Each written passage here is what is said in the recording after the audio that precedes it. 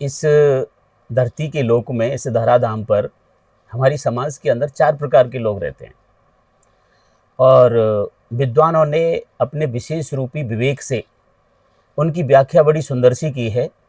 कैसे की है? धन चाहे निस्दिन अधम, मध्यम धन और मान, और उत्तम चाहे मान ही और कुछ ना चाहे महान। अब इसकी व्याख्या देखिए कितनी सुंदर सी है। सर्वप्रथम है धन चाहे निस्दिन अधम।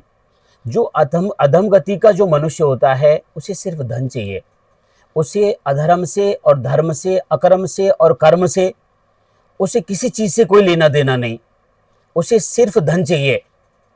उसका जो चित्त है वो धन में ठहरा हुआ है, वो नीति और अनीति कुछ नहीं देखता, इसलिए उसका नाम क्या दिया है? अधम। और दूसरा है मध्यम। जो मध्यम वर्ग का जो पुरुष होता है उसे दोनों चीज चाहिए, उसे धन भी चाहिए और मान भी चाहिए। लेकिन जो उत्तम श्रेणी का पुरुष होता है उसे सिर्फ सम्मान चाहिए। लेकिन वो उत्तम श्रेणी का पुरुष है कौन?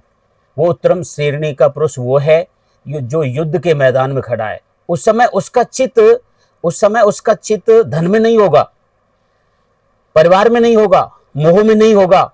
उसका सिर्फ एक ही दिखेगा, मुझे मेरा सम्मान, जो मैं युद्ध के मैदान में खड़ा हूं, वीर हूं, जिन्हें हम परमवीर चक्र मिलता है, जिन्हें हम शहीद कहते हैं, जिन्हें हम वीर की उपमा देते हैं, जिन्हें शास्त्र ने भी जिनके लिए विशेष रूपी छूट दी है।